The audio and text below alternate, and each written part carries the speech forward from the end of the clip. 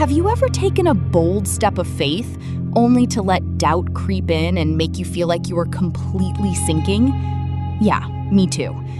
I hope this video inspires you to keep that faith and remove the doubt in your heart. It's easy to feel a surge of faith when the waters of life are calm. We feel enthusiastic, ready to take the first step, eager to follow wherever the path leads. Then the unexpected hits: a cancer diagnosis, acute stress in a marriage, a sudden financial crisis. The calm predictability disappears in an instant.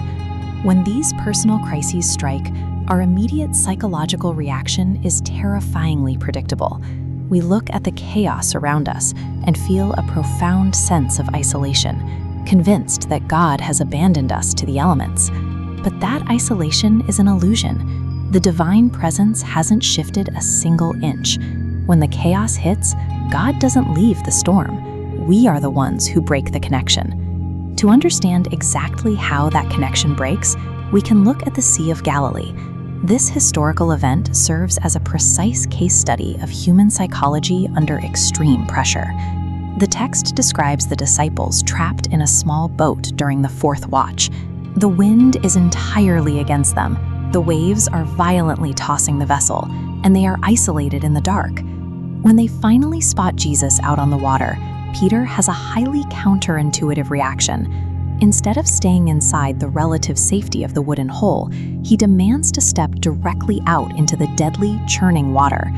That initial decision is the purest form of faith, an active movement toward a divine presence, completely ignoring the overwhelming environmental danger screaming at him to stay put.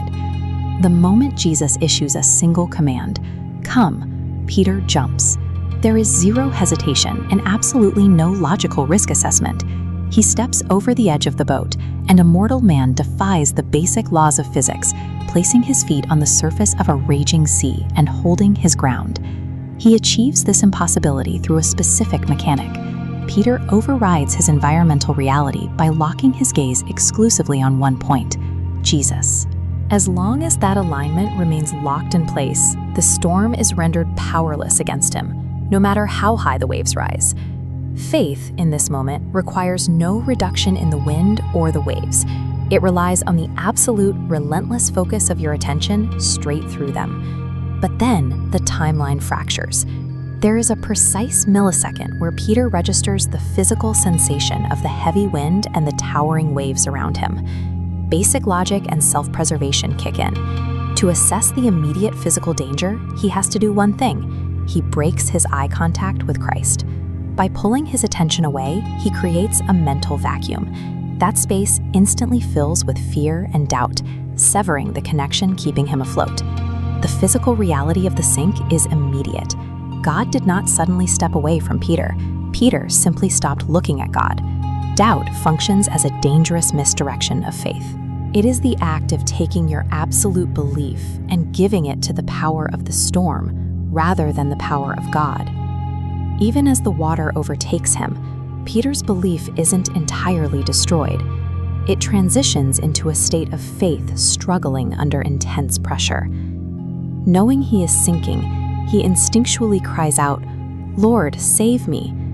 This simple three-word plea operates as the eternal prayer, the ultimate act of instantly re-establishing that severed connection. Jesus immediately stretches out his hand, catches Peter, and asks a highly convicting question. "O you of little faith, why did you doubt?" We see a similar dynamic with the prophet Elijah on the mountain. God's rescue rarely attempts to compete with the deafening noise of the earthquake or the fire. Instead, Elijah finds the divine presence in a gentle, tiny whisper. Surviving the sink requires us to actively tune out the overwhelming noise of our environment, recognizing that the divine hand was always waiting right within arm's reach. When we map that Galilean storm directly back onto the modern crises we face today, one thing is clear: terrifying, chaotic waves are inevitable in our lives. The required psychological shift is how we respond. Instead of allowing fear to drive us away into isolation, we have to use that exact same fear as a catalyst to drive us closer to God in prayer. individual doubt often mirrors a larger societal drift. Pope St. John Paul II identified relativism as this specific danger, a state where we stop anchoring our lives to a single objective truth and instead let the shifting winds of the moment dictate our path. It is the collective version of Peter breaking his gates to look at the waves. The mandate is clear. We must aggressively strive to stand by his side, defending our values and flatly refusing to let the heavy gravity of doubt sever our focus. Mastering this relentless focus allows us to move across the surface of the trial. We stop fighting for survival and begin walking over the very storms that once threatened to consume us. Thank you so much for taking the time to watch today. If you'd like to see more videos and keep growing in your faith with us, make sure to click subscribe. God bless you and have a wonderful day.